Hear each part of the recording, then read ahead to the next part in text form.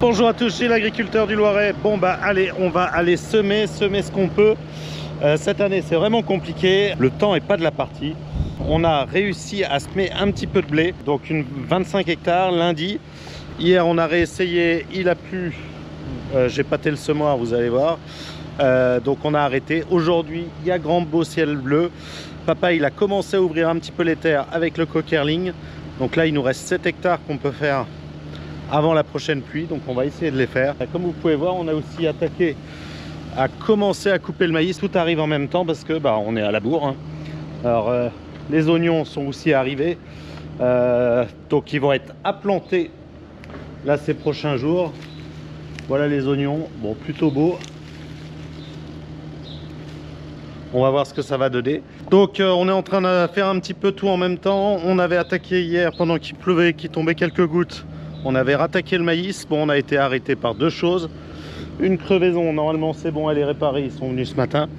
Et puis un problème sur le cueilleur. Et ça, ce matin j'ai été chercher des pièces à un peu plus de 2 heures de route pour pouvoir les ramener ce midi. Là, le chauffeur de la Cuma va pouvoir remonter tout ça. Et nous, pendant ce temps-là, on va semer les quelques hectares et après, il devrait débarquer. On verra, on va peut-être tenter de faire les tournesols vu le beau temps qu'il y a. On va voir ce que ça va donner. Bon, allez, je vous emmène déjà... non, je vais commencer par reculer ce tracteur pour accéder au box de semences et charger l'avatar en semences. Bon, on va aller voir à l'intérieur de la trémie ce qui reste. Normalement, il doit rester un petit 300 kg.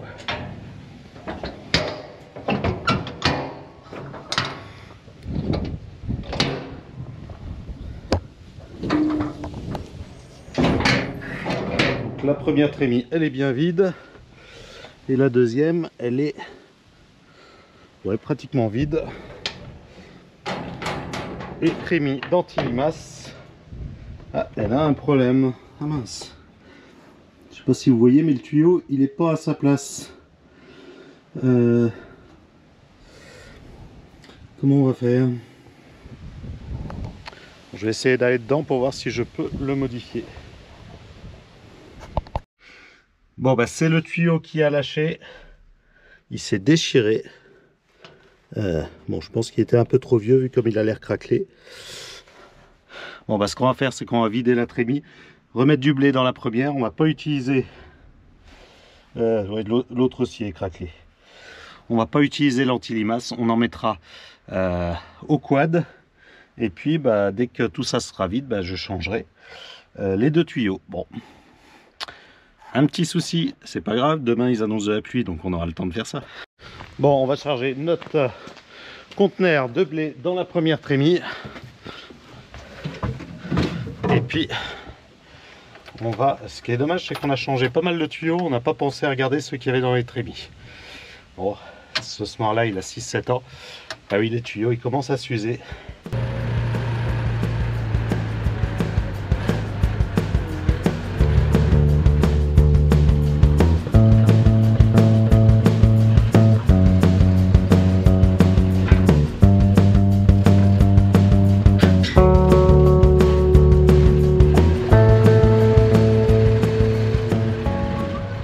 Dans chaque conteneur, je mets 1 tonne de blé.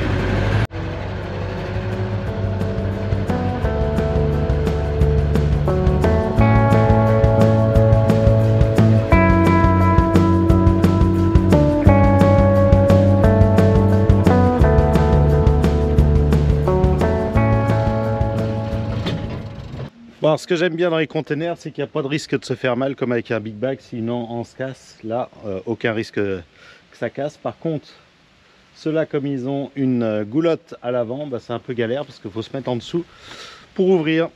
Enfin, sur ce semoir là. Comme on peut pas se mettre par l'autre côté puisqu'il y a la porte qui nous gêne. Bon.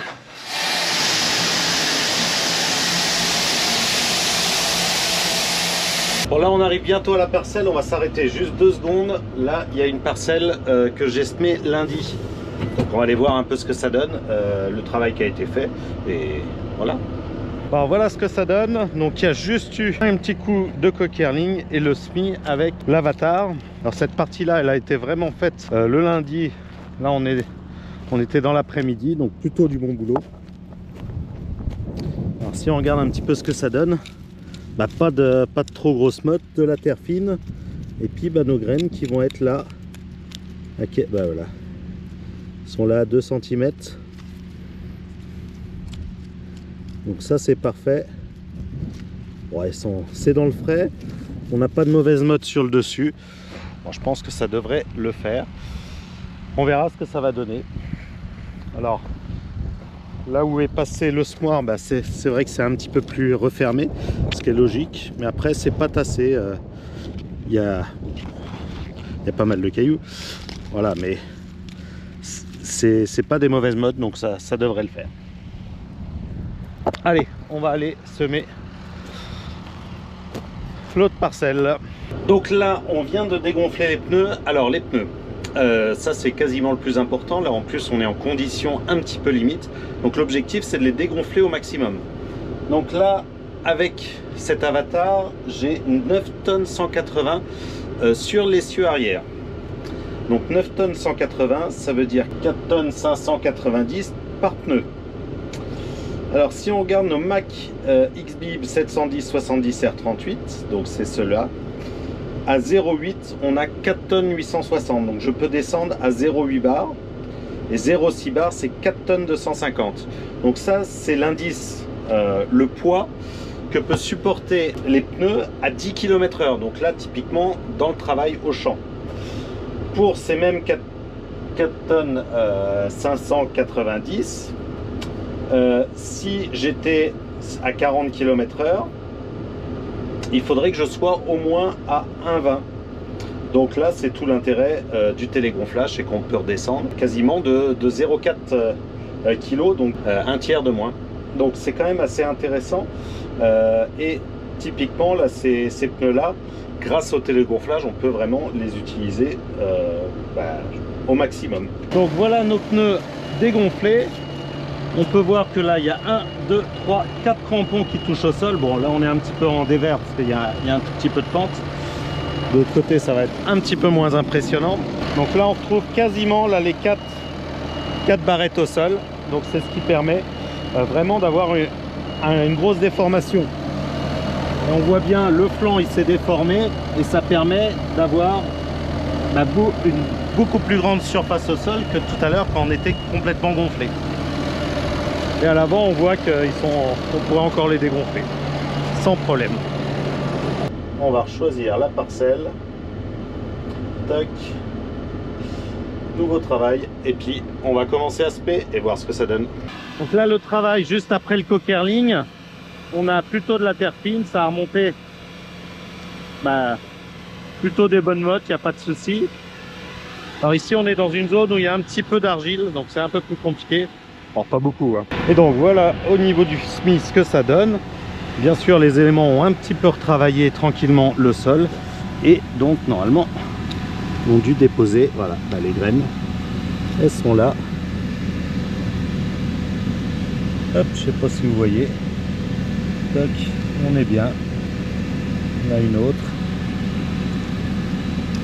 Donc elles sont un petit 2 cm. Et c'est pas mal. Je pense que pour l'année, on va s'en contenter.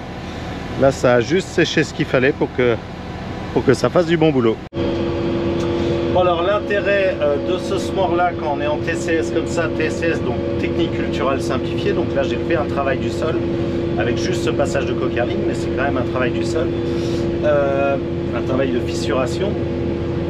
L'intérêt de ce semoir-là, c'est que là, on peut rouler, puisque là, on n'a plus l'objectif de ne pas bouger de terre. Donc quand je fais du speed direct, là je vais pas à plus de 6 km/h. Là on est à 10, 11 parce qu'on peut rouler, ça place très très bien la graine. Là on n'a pas de souci là-dessus. Et puis vu les conditions, ça permet d'aller assez vite et de prendre les bonnes conditions. Alors vous allez me poser la question, pourquoi est-ce que j'ai pas fait de semi-direct? Cette année, quand j'ai mis des coups de bêche dans mes chaumes de colza, on sentait qu'il y avait quand même, on avait une partie qui était quand même relativement prise liée à l'année, hein. On a eu beaucoup d'eau on voyait même les repousses de colza qui avaient quand même plutôt du mal, qui étaient petites par rapport aux autres années.